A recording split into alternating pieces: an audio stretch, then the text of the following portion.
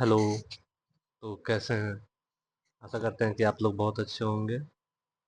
Actually एकाएक मेरा तबीयत बहुत ज़्यादा ख़राब हो गया, जिस कारण से भी आप लोगों का क्लास नहीं ले पा रहे हैं, है ना। तो सोचे कि पढ़ाई तो सबका डिस्टर्ब हो रहा है, इसी के लिए क्यों ना कुछ क्लास रिकॉर्डेड फॉर्म में दे दिया जाए, जिससे आप लोग समय समय पर देखते रहें, ताकि आपका पढ़ाई बाधा ना हो, है ना।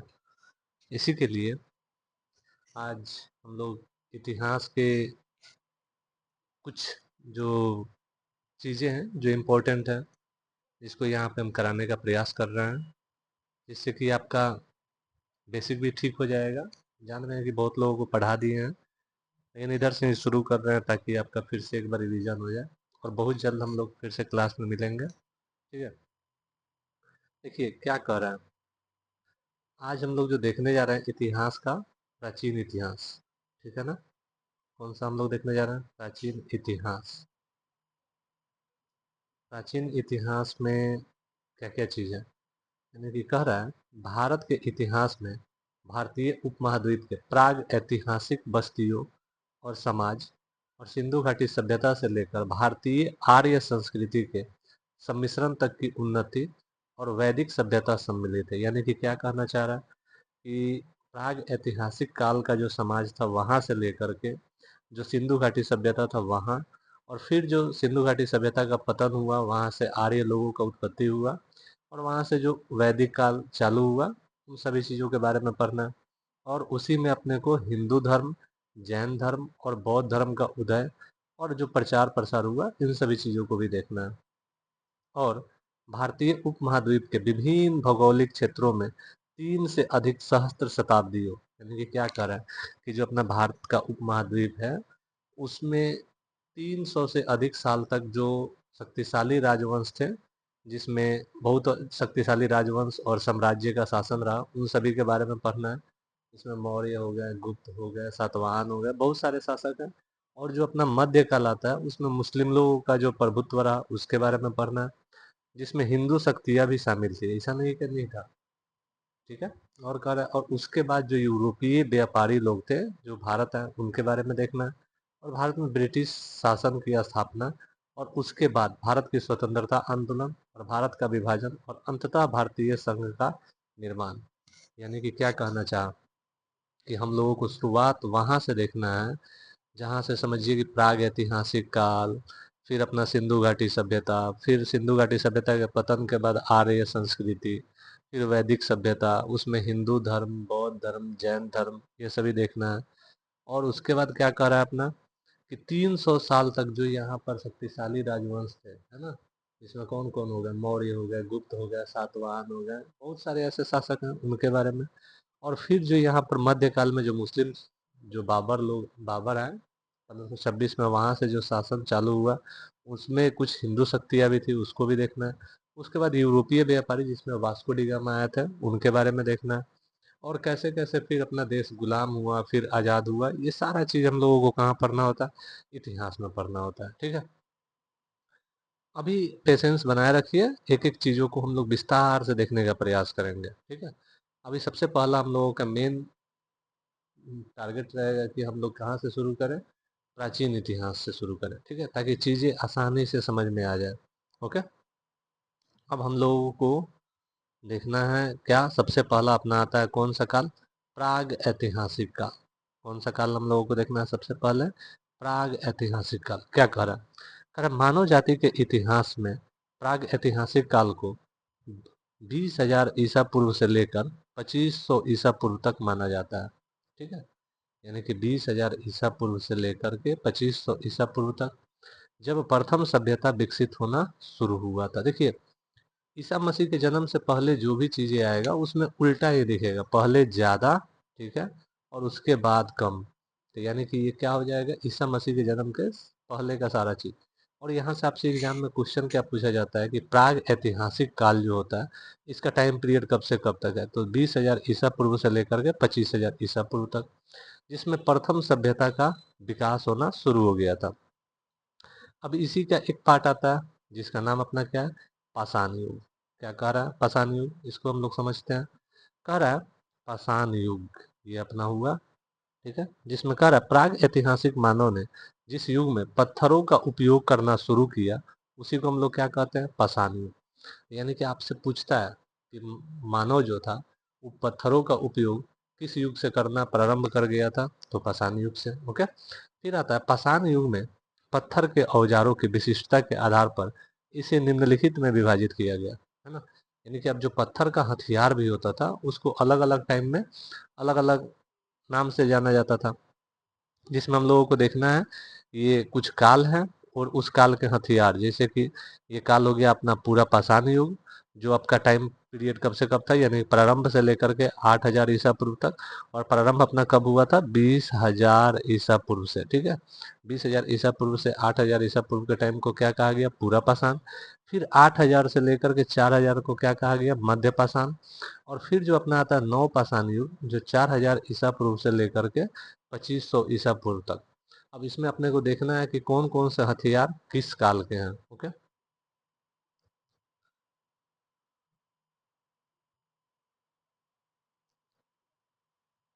देखिए ये पुस्तक बनाया गया है बहुत जल्द, और जो आप लोग तो बहुत पता ही है, फिर क्या बताना। ये अपना बुक है, इससे आप लोगों को दिए भी हैं और उससे आप लोग रट भी सकते हैं। ठीक है, और जो नहीं जुड़े हैं वो हमारे टेलीग्राम चैनल से जुड़ जाएंगे, वहाँ पे ये पीडीएफ आपको मिल जाएगा। अब आते हैं, यानी कि हम लोग क्या देख रहे थे, हथियार कौन कौन से युग के हैं, है ना। यानी कि पूरा पाषाण युग में कौन कौन से हथियार, मध्य पाषाण युग में कौन कौन से हथियार, और नव पाषाण में कौन कौन से हथियार। ठीक है, अब जिसमें सबसे पहला अपना आता है पूरा पाषाण। इसमें कैसा था, खुरदुरा सतह था, यानी कि इसमें जो हथियार था इसका सतह कैसा था, खुरदुरा सतह था। और फिर जो आया मध्य पाषाण, इसमें क्या हो गया, औजार, पत्थर के औजार तेज हो गए। हाँ, मध्य पाषाण। ठीक है, पूरा पाषाण, मध्य पाषाण, नव पाषाण। ठीक है, यहाँ पे लिख भी दे रहे हैं हम, ताकि चीज़ें कंफ्यूज ना हो। थोड़ा सा तबीयत गड़बड़ है, इसी कारण से दिक्कत हो रहा है, लेकिन कोई दिक्कत नहीं, क्योंकि मेरा भी मन नहीं लग रहा है बैठे बैठे ना। ये क्या, पूरा पाषाण, और ये क्या, मध्य पाषाण, और ये क्या, नौ पाषाण। ठीक है, अब आता है, यानी कि पूरा पाषाण में जो हथियार था इसका सतह कैसा होता था, खुरदुरा सतह। और जो मध्य पाषाण था इसमें क्या हुआ, पत्थर के औजार तेज और कैसा होता था, नुकीला होता था। और जो नौ पाषाण युग था इसमें पत्थर के छोटे छोटे औजार और कैसा बनाया लोग, धारदार होते थे।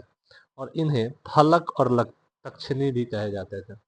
यानी कि आपसे पूछेगा एग्जाम में, इधर से क्वेश्चन एकदम आता है, क्या पूछा जाता है कि नवपाषाण युग के जो हथियार थे उसे किस किस नाम से जाना जाता था, तो फलक और तक्षनी के नाम से जाना जाता था। ठीक है, मध्य पाषाण युग में पत्थर का हथियार तो था ही, लेकिन उसमें क्या किया गया, औजार तेज और नुकीला बनाया जाता था। और जो सबसे स्टार्टिंग पूरा पाषाण वाला था उसका सतह कैसा था, खुरदुरा सतह था। ठीक है, अब आते हैं हम लोग, फिर देखते हैं पूरा पाषाण का और भी हथियार का विशेषता क्या कर है।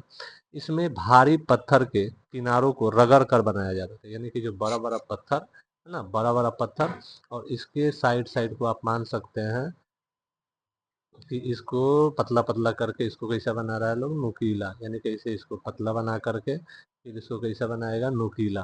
ठीक है, यानी भारी पत्थर और उसके किनारे को रगड़ रगड़ करके क्या बना दिया, नुकीला। और ये कौन सा काल में हो रहा है, पूरा पाषाण।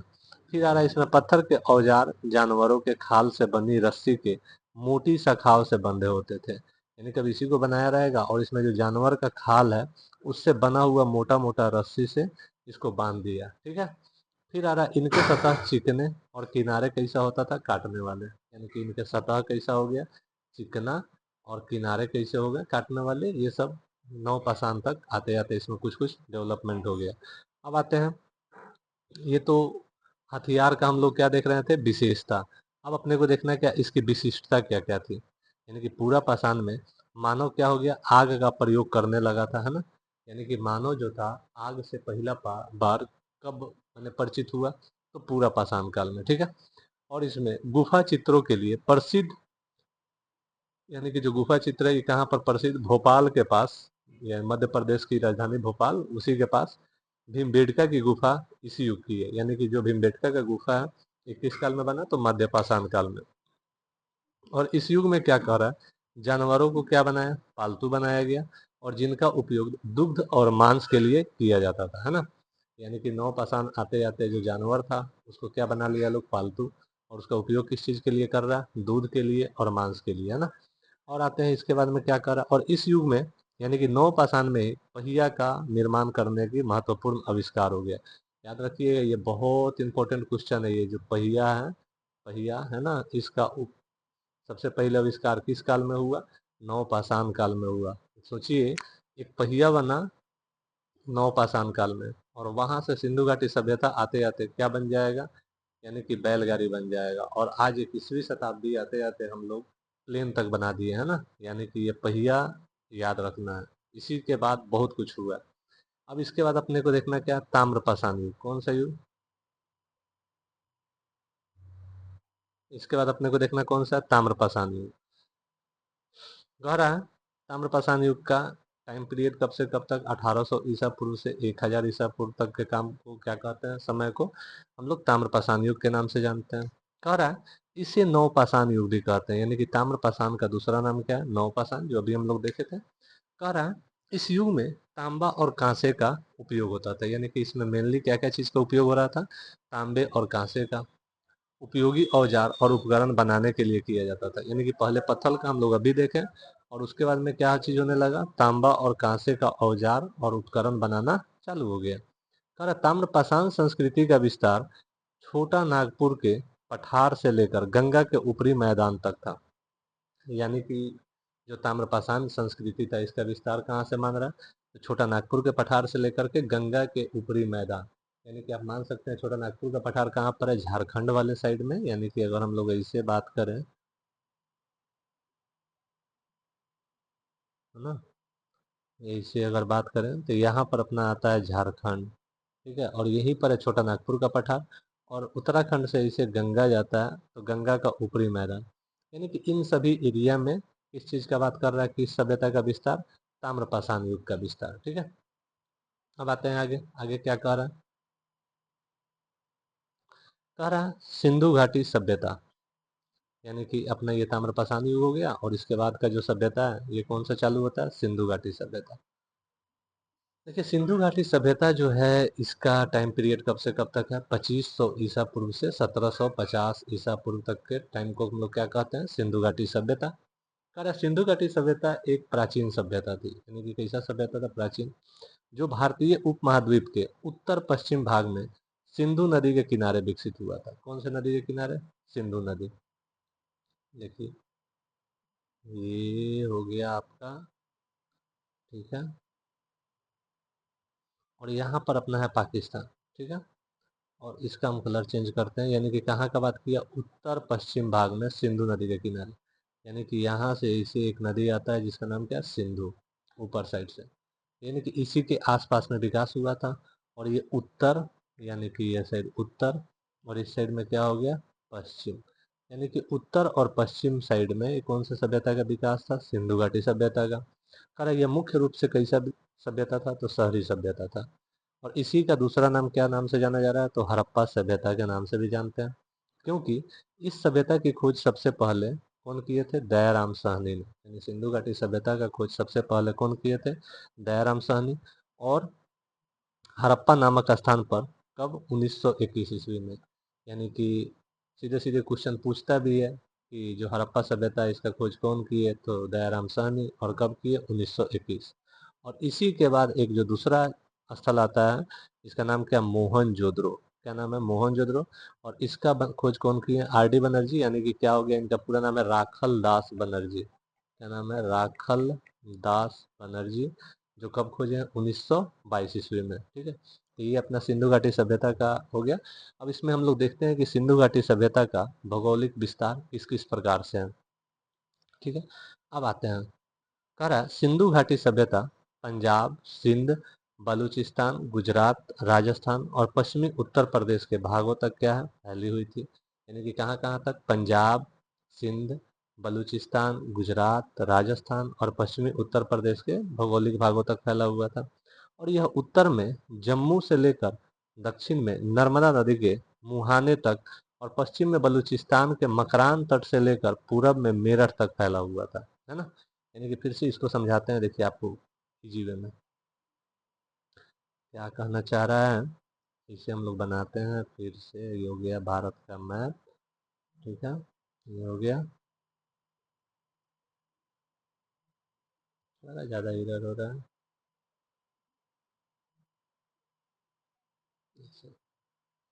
इधर यहाँ जो साइड है, ये जो बलूचिस्तान, ये पंजाब सिंध बलूचिस्तान है।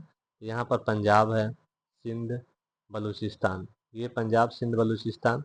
गुजरात ये वाला हो गया है ना, और राजस्थान, यानी कि गुजरात के ऊपर में यहाँ पर राजस्थान। यानी कि ये सारा जो एरिया है लगभग लगभग किस साइड का है, यानी कि उत्तर और पश्चिम साइड में ही फैला हुआ है। यानी कि सिंध हो गया, पंजाब हो गया, सिंध हो गया, बलूचिस्तान, गुजरात, राजस्थान, पश्चिमी उत्तर प्रदेश। और यानी कि उत्तर प्रदेश यहाँ पर ऐसे आता है, ये उत्तर प्रदेश का कौन सा एरिया कर रहा है, पश्चिम वाला। यानी कि उत्तर प्रदेश का पश्चिम वाला एरिया वहां तक फैला हुआ है। कर उत्तर में, यानी कि अब उत्तर में ऊपर साइड में कौन आ रहा है, जम्मू कश्मीर। यानी कि इसी में इधर आ जाता है अपना लद्दाख, इधर आ जाता है अपना कश्मीर, और नीचे आता है जम्मू। तो यानी कि अब इसमें बांटा हुआ एरिया, लेकिन उस समय तो इतना बटा हुआ नहीं था। सीधे सीधे क्या करा, जम्मू से लेकर, यानी कि पूरा ही जम्मू वाला एरिया हो गया। और दक्षिण में कौन सा नदी, नर्मदा। यानी कि यहाँ पर अपना मध्य प्रदेश है, और मध्य प्रदेश में एक नदी है जो 2 बार इसको काटती है, कौन नदी है, नर्मदा। यानी कि यहाँ तक इसका विस्तार हो गया। यानी कि ऊपर में जम्मू से लेकर के यहाँ तक जो एरिया हो गया, नर्मदा यहाँ तक, यानी कि जम्मू ऊपर, जम्मू, और नीचे कौन सा, नर्मदा, नर्मदा यहाँ तक। और पश्चिम में यहाँ पर कौन सा हो गया, बलूचिस्तान, यानी कि इस साइड हो गया बलूचिस्तान। मकरान तट से लेकर के इधर अपना अभी देखे थे, ये कौन सा है अपना, मेरठ, यहाँ तक इसका विस्तार था। ये हो गया इसका भौगोलिक विस्तार। आशा करते हैं समझ में आया होगा, ठीक है। अब चलते हैं, अब क्या कह रहा है, अब आते हैं नगर योजना। यानी कि जो सिंधु घाटी सभ्यता था उसका नगर योजना किस प्रकार का था। यानी कह रहा सिंधु घाटी सभ्यता में जालक पद्धति, यानी कि ग्रिड पैटर्न की मदद से शहरों का निर्माण करने का एक सुनियोजित तरीका था। यानी किस तरीके से था, यानी कि इस तरीका से अगर देखा जाए, ग्रिड पद्धति जैसे चेस का बोर्ड देखे है ना, इसी तरीका से था, और एकदम सलीके से इसका पूरा सजावट था। कारण मुख्य जो सड़क था कि उत्तर दक्षिण दिशा में थी। यानी कि जो सड़क का मेन जो था वो किस दिशा में है, उत्तर और दक्षिण दिशा में था। यानी कि और क्या कह रहा, जबकि गलियां पूर्वी पश्चिमी दिशा में था। यानी कि मान लीजिए कि यहाँ जो घर है, घर यहाँ पर हम मानते हैं, तो ये इधर क्या होगा, सड़क, ये बीच वाला क्या हो जाएगा, सड़क हो जाएगा। और इसका जो मेन दरवाजा है, दरवाजा ये किधर रहेगा, पीछे की तरफ रहेगा। इसी तरीका से इसका लोकेशन कह रहा है। तो यानी कि हम लोग क्या देखें कि जो मुख्य सड़क है किधर की तरफ, उत्तर दक्षिण दिशा में, और जबकि गलिया किधर कह रहा है, पूरा पश्चिम दिशा में फैला हुआ था। अब क्या कह रहा है, और भूमिगत ढकी नालियां मेन होल के साथ मौजूद थी। यानी कि क्या कह रहा है कि जो उस समय का ये नाला था, उस पर क्या कह रहा है कि ये ढका हुआ था, ये ओपन नाला नहीं था, जिसे आज के समय का नाला होता है, वैसा वाला नाला का सिस्टम नहीं था। ये किस टाइप से था, ये पूरा का पूरा ढका हुआ नाला था। अब क्या करा, मकान 1 से 2 मंजिला। यानी कि क्या कह रहा है, मकान कैसा था, 1 से 2 मंजिला मकान था। यानी कि मकान कैसा हो गया, 1 से 2 मंजिला, ऊंचे और पक्की हुई ईंटों से बने होते थे। और ईंट का आकार यानी कि 1:2:4 के अनुपात में होता था, 1:2:4 के अनुपात में होता था, ठीक है। अब आते हैं उन लोगों का मेन पैसा कमाने का एरिया क्या क्या था, तो कृषि और पशुपालन। कहाँ से वो लोग पैसा कमाते थे, तो कृषि और पशुपालन, जिसमें उन लोगों का गेहूं और जौ यह मुख्य फसल था। उसके अलावा भी और चीज उगाते थे, जिसमें राई, मटर, तिल, सरसों, इन सभी का भी उत्पादन करते थे। कर चावल का उपयोग के साक्ष्य, यानी कि चावल का जो साक्ष्य मिले हैं, ये केवल और केवल कहाँ से मिले, लोथल से। ये क्वेश्चन पूछता है, सिंधु घाटी सभ्यता में चावल के साक्ष्य किस स्थल से प्राप्त हुए हैं, तो कहाँ से प्राप्त हुए हैं, लोथल से। और क्या कह रहा, वे कपास का उत्पादन करने वाले सबसे पहले लोग थे। यानी कि जो सिंधु घाटी सभ्यता के लोग थे वो सबसे पहले किस चीज का उत्पादन किए थे, तो कपास का। यानी कि इसे देखा जाए पूरे विश्व में सबसे पहले कपास का उत्पादन करने वाला लोग कौन था, तो सिंधु घाटी सभ्यता का ही लोग था। अब इसके अलावा वो लोग और भी जानवर को पालते थे, जिसमें कौन कौन है, बैल, भैंस, बकरी, भेड़ और सूअर। इस सब को ये लोग क्या बनाते थे, पालतू मानते थे। हालांकि कुबर वाले बैल को प्राथमिकता दी जाती थी, जो हम लोग आज भी पूजा करते हैं ना, बसहा बैल, उसी तरीका से वो लोग किसका पूजा करते थे, तो कुबर वाले बैल को थोड़ा ज़्यादा प्राथमिकता देते थे। और यहाँ तक कि उन लोगों को कुत्ते और बिल्लियों को भी पालतू माना जाता था, यानी कि कुत्ता बिल्ली को भी लोग पालते थे। इसका साक्ष्य चंद्रहुदरों में मिला है, आगे हम लोग देखेंगे। ठीक है, आगे आते हैं हम। और क्या कह रहा है, गधे और ऊंट को, यानी कि उस समय गधा और ऊंट को भी बोझ उठाने वाले जानवरों के रूप में इस्तेमाल किया जाता था, यानी भारी जो सामान उठाना है उसके लिए ये लोग गधा और ऊंट। ठीक है, इसी कारण से पढ़ाई कीजिए, नहीं तो गधा वाला तो बहुत खतरनाक सिस्टम है। ठीक है, यानी गधा और ऊंट क्या कर रहा है, भारी भारी सामान उठाने का काम कर रहा है। और आते हैं धार्मिक विश्वास। ठीक है, धार्मिक विश्वास में क्या क्या बातें कह रहा है, यानी कि ये लोग कैसा धर्म मान रहा है, तो यानी कि मुख्य देवता ये लोग किसको मान रहा है, पशुपति शिव को। और इसके अलावा मातृ देवी भी थी, उनका भी पूजा करता था। यानी पशुपति शिव, यानी कि शिव का एक ऐसा मूर्ति मिला है जिसमें समझिए कि एग्जैक्ट उसको शिव ही नहीं कहा गया है, मतलब कि एक ध्यान करते हुए योगी का चित्र है, जिसमें अलग अलग जानवरों की भी तस्वीरें हैं, जिसको लोग मान लिया कि वो शंकर जी का ही एक रूप है। ठीक है, जिसको पाशुपति शिव नाम दिया गया। और मातृ देवी के लिए क्या कहा गया, एक स्त्री के नाभि से एक पेड़ का क्या हुआ, उत्पत्ति हुआ है। तो ऐसा माना जाता है कि सृष्टि जो है सारा मातृ देवी के द्वारा ही रचना है। तो ये दोनों लोगों का ये लोग पूजा करता था। इसके अलावा हम लोग आते हैं व्यापार और वाणिज्य, यानी कि व्यापार और वाणिज्य में ये लोग क्या क्या कर रहा है, कर रहा है व्यापार और वाणिज्यिक गतिविधियां समुद्र के साथ साथ स्थल मार्गों से भी की जाती थी। यानी कि ये लोग समुद्री मार्ग के भी ज्ञाता थे, और जो स्थल मार्ग था उसका भी ज्ञाता था। ये दोनों विधि से ये लोग अपना व्यापार कर रहा था। क्या कह रहा है इसके अलावा, तीन और कीमती पत्थरों को ईरान अफगानिस्तान से आयात किया जाता था। यानी कौन कौन सा धातु, तो एक आपका हो गया कौन सा, टीन। दूसरा कौन सा हो गया, कीमती पत्थर तो है ही, कोई कहाँ कहाँ से ला रहा था, ईरान से और अफगानिस्तान से। आयात का मतलब क्या होता है कि वहां से खरीदना, निर्यात का मतलब क्या होता है, यहाँ से बेचना। इसके अलावा क्या करा, कर्नाटक से सोने तथा राजस्थान और ओमान से तांबे का आयात होता था। यानी कि कर्नाटक से क्या चीज का, सोने का, और राजस्थान और ओमान से तांबे का क्या होता था, आयात होता था। यानी कि एक तरह से देखा जाए तो सिंधु घाटी सभ्यता बहुत ही ज्यादा विकसित सभ्यता थी। ये सब चीज हम लोग देखें, जिसमें उनका रहन सहन, खाने पीने का सामान, व्यापारिक गतिविधि जिसमें समुद्र और स्थल सब है, और इसके अलावा कीमती पत्थर से भी जानकार थे, और जो सोना है उसके बारे में भी लोग जानकार हैं, और जो तांबा है वो राजस्थान और ओमान, ये सब जगह से ये लोग निकाल करके एक दूसरे जगह ये लोग अपना व्यापार कर रहे हैं। यहाँ तक ऐसा माना जाता है कि जो सिंधु घाटी सभ्यता था उसका व्यापार मेसोपोटामिया के साथ होता था। ठीक है, अब आते हैं, जब इतना अच्छा सभ्यता था तो फिर इसका पतन कैसे हो गया, है ना। तो ये निकल रहा है 1800 ईसा पूर्व तक सिंधु घाटी सभ्यता के पतन की शुरुआत तो हो चुकी थी। यानी कब तक, 1800 ईसा पूर्व आते आते सिंधु घाटी सभ्यता का क्या हो गया, पतन। काहे हो गया, करा लेखन गायब होने लगा, और व्यापार और काराधन प्रयोजनों के लिए उपयोग किए जाने वाले मानकीकृत मापतौल माप के उपयोग से क्या हो गया, बाहर हो गया। यानी कि जो इन लोग का अपना नापने तोलने का जो अनुपातिक सिस्टम था वो सब भी धीरे धीरे क्या हो गया, खत्म हो गया। जब ये लोग ही खत्म हो गया तो सब चीज खत्म।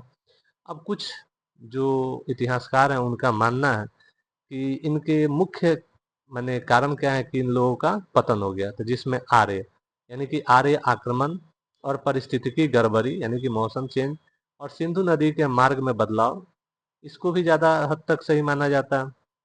अभी कुछ दिन पहले आया था एक फिल्म मोहनजोदड़ो, ऋतिक रोशन का, उसमें भी लगभग लगभग यही दिखाया गया कि हाँ सिंधु नदी का पानी इधर से उधर हुआ और सिंधु घाटी सभ्यता का क्या हो गया, पतन हो गया। तो ये भी एक थिंक है। फिर आता है कम वर्षा हो रहा था जिस कारण से सूखा वाला सिस्टम हो गया होगा, जिस कारण से सब पतन। और एक क्या कर रहा है, घग्गर नदी का सूखना आदि, यानी कि घग्गर नदी जो है ये राजस्थान में है। इसको भी हम लोगों को जानना है, आगे हम लोग देख लेंगे कि कौन से नदी पर कौन सा शहर बसा हुआ था। ठीक है, यानी घग्गर नदी जो था इसमें भी पानी नहीं था, जिस कारण से लोग क्या हो गया, विलुप्त हो गया, ऐसा इतिहासकारों का मानना है। अब क्या कर रहा है, सिंधु घाटी सभ्यता के महत्वपूर्ण स्थल जो निम्न तालिका में दिए गए हैं, इसको हम लोग देख लेते हैं। अब इस तालिका में कौन कौन से शहर हैं, कौन कौन से एरिया में विकसित हैं, और कब इसका खनन हुआ और कौन खनन किए। जिसमें सबसे पहला आता है अपना कौन सा, हड़प्पा। कौन से नदी के तट पर है? रावी नदी। और ये कहाँ पर? पंजाब, जो भी वर्तमान में कहाँ पर है? पाकिस्तान में है, ठीक है। और इसका खुदाई कब हुआ था? 1921। कौन किए थे? दयाराम साहनी। दूसरा आता है अपना मोहनजोदड़ो। ये कौन से नदी के तट पर? सिंधु। और ये कहाँ पर है अभी वर्तमान में? तो सिंध, पाकिस्तान वाले एरिया में। और इसका खनन कब हुआ था? 1922। और कौन खोजे थे? तो राखालदास बनर्जी। फिर 3 नंबर में आता है अपना चनहुदरो। ये कौन से नदी के तट पर? सिंधु। और सिंध और पाकिस्तान में अभी वर्तमान में है। और इसका खनन 1930 में हुआ था। किनके द्वारा? NG मजूमदार के द्वारा। इसके बाद अपना आता है कौन सा? लोथल। कौन सा? लोथल। जो कौन नदी? भोगवा नदी। और ये कहाँ पर अभी वर्तमान में? गुजरात, भारत में है। और इसका खनन कब हुआ था? 1955। और कौन किए थे? SR राव के द्वारा हुआ था। फिर आता है अपना कालीबंगा। कौन नदी के तट पर? घग्गर। अभी वर्तमान में कहाँ पर है? राजस्थान, भारत में। और इसका खनन कब हुआ था? 1960। और इसके खनन कर्ता कौन थे? तो अमलानंद घोष। इसको सबसे पहले क्या किए थे? चिन्हित किए थे कालीबंगा को। और उत्खनन करता कौन थे? बीबी लाल उत्खनन करता। यानी कि अगर पूछे कालीबंगा को सबसे पहले चिन्हित किन्होंने किया? तो अमलानंद घोष ने। और इसका उत्खनन कौन किया? तो बीबी लाल, ठीक है। अब आता है अपना कौन सा? बनावली। जो कौन से नदी पर है? तो सरस्वती नदी। और ये कहाँ पर? तो हरियाणा, भारत में, ठीक है। और इसका खनन कब हुआ? 1973। और इसके खोज कौन किए थे? तो RS विशिष्ट, ठीक है। तो ये हम लोग देखे हड़प्पा सभ्यता के इम्पोर्टेंट इम्पोर्टेंट शहर और उसका उत्खनन करता कौन से नदी के तट पर। यहाँ से एकदम 1 नंबर के क्वेश्चन पूछे जाते हैं, इसको याद करना ही पड़ेगा। अब इसके अलावा कुछ और चीज़ है, इसमें क्या है? विभिन्न स्थलों पर पुरातात्विक खोजें, है ना। जैसे कि जो अभी हम लोग शहर देखे वहाँ से अलग अलग जगह पर अलग अलग चीज़ें मिला। इसमें हड़प्पा ना, हड़प्पा से क्या क्या चीज़ें मिला? तो क्या कर रहा है कि यहाँ पर एक पंक्ति में 6 अन्नागार, यानी कि जो अन्न का भंडार वाला होता है ना, एक ही पंक्ति में कै गो मिला है? 6 गो, ठीक है। 6 अन्नागार मिले। और क्या कर रहा है? यानी कि कुंवारी मुहर पर अंकित, यानी कि मुहर भी मिला। और क्या करा? सावधान, यानी कि जो जहाँ पर शव को दफनाया जाता है वैसा भी मिला। लिंग और योनि के प्रतीक, शिवलिंग बहुत ज्यादा मिले हैं। और क्या करा? मातृ देवी की मिट्टी की आकृति, है ना, यानी कि मातृ देवी कई लोग पूजा करता था, उनका मिट्टी का आकृति मिला। और जो तांबे का पैमाना, यानी कि जो वजन करने वाला, उसको भी मिला। और दर्पण भी मिला, यानी कि आईना जिसमें हम लोग चेहरा देखते हैं। तो ये सब चीज़ें कहाँ से मिला है? तो हड़प्पा से। देखिए अभी मिला तो बहुत चीज़ है, लेकिन एग्जाम में जो बार बार पूछे जाने वाले तथ्य हैं उसी को यहाँ पर रखा गया है, ठीक है। इसके बाद अपना आता है मोहनजोदड़ो। मोहनजोदड़ो, मोहनजोदड़ो से क्या क्या चीजें मिला? तो यहाँ से विशाल स्नानागार, अन्न, पाशुपति शिव की चित्रित मुहर, यानी कि जो पाशुपति शिव थे उनका कोई मुहर यानी कि सिक्का है, उस पर उनका चित्र। और नृत्यरत बालिका की कांस्य की प्रतिमा। ये क्वेश्चन तो हमको लग रहा है कि बहुत बार, 1000 बार पूछा होगा। यानी नृत्य करते हुए कांस्य की जो प्रतिमा है, ये कहाँ से मिला है? तो मोहनजोदड़ो से मिला है। फिर आता है अपना जगह एक कौन सा? चनहुदरो। यहाँ दुर्ग विहीन नगर, दुर्ग विहीन का मतलब क्या होता है? कि कोई बिल्डिंग और उसके साइड साइड से जो बाउंड्री है तो क्या हो गया? दुर्ग। और अगर नहीं है तो क्या हो गया? दुर्ग विहीन। तो यानी कि ये जो चंद्रहुदरो है यहाँ पर बाउंड्री नहीं है। और क्या करे? दवात, बैलगाड़ियों के मिट्टी से बने खिलौने, ये सारा चीज कहाँ से मिला है? तो चंद्रहुदरो से। इसके बाद अपना आता है कौन सा? लोथल। यहाँ से पोतगा, धातु के सामान, मनका बनाने की दुकानें, है ना। यानी कि मनका का मतलब क्या होता है? कि कोई चीज बनाने का जो फ्रेम होता है उसका। और जो अग्नि वेदिका। और क्या करे? द्विक सावधान, यानी कि यहाँ पर जोड़े में दफनाया गया। और जहाज के नमूने, ये सारा चीज कहाँ से मिला? लोथल से मिला। अब आते हैं कालीबंगा। कालीबंगा से क्या है? यहाँ मिट्टी से बने हल, है ना, मिट्टी से बना हुआ हल के प्रतिरूप। और क्या करा? मेसोपोटामिया के मुहर। और खिलौने गाड़ी के पहिए मिले हैं। जो नवपाषाण काल में समझिए कि जो हम लोग पहिया देखें, यहाँ सिंधु घाटी सभ्यता आते आते यहाँ पर खिलौने के गाड़ी जो है उसके पहिए के रूप में इस्तेमाल मिल जा रहा है। और भी कालीबंगा से मिला है, जुता हुआ खेत के साक्ष्य मिला है, ठीक है। मेकअप का सामान मिला है, बहुत सारा चीज है। लेकिन एग्जाम में यही सब चीजें हैं जो बार बार पूछे जाते हैं। और क्या है? बनावली, बनावली से क्या मिला? ग्रिड पद्धति और नगर योजना नहीं था। यानी कि जो हम लोग देखे ना कि सारा सिस्टम ग्रिड पद्धति में था, तो यहाँ पर बनावली एक ऐसा जगह था जहाँ पर ये ग्रिड पद्धति नहीं था और नगर योजना नहीं था। और धौलावीरा जो स्थल है, यहाँ पर जल का दोहन प्रणाली, वर्षा जल निकासी और एक विशाल कुआं और स्नानागार क्रीड़ा स्थल, ये सारा कहाँ पर मिला है? धौलावीरा। और ये भी कहाँ पर है? गुजरात में ही है। कहाँ पर है? गुजरात। तो यानी कि यहाँ पर क्या क्या होगा? जल दोहन प्रणाली, वर्षा जल का निकासी, और एक विशाल कुआं, स्नानागार और क्रीड़ा स्थल, ये सब कहाँ से मिला है? तो धौलावीरा से। आशा करते हैं चीज़ें आपके बहुत अच्छे से समझ में आई होंगी। नहीं आया होगा आप लोग कमेंट में कर सकते हैं, जो चीज़ें दिक्कत होगा उसको एक बार हम फिर से देख लेंगे और आपको उस पर बता भी देंगे, ठीक है। और फिर मिलते हैं बहुत जल्द। प्रारंभिक वैदिक काल और प्राचीन इतिहास से रिलेटेड देखेंगे लोग उसमें, ठीक है। तब तक ले पढ़ते रहिए और सेहत का ध्यान रखिए। मौसम अभी बहुत गड़बड़ चल रहा है, बहुत गर्मी है, और अपने आप को बहुत बचा करके रखिए, ठीक है। धन्यवाद।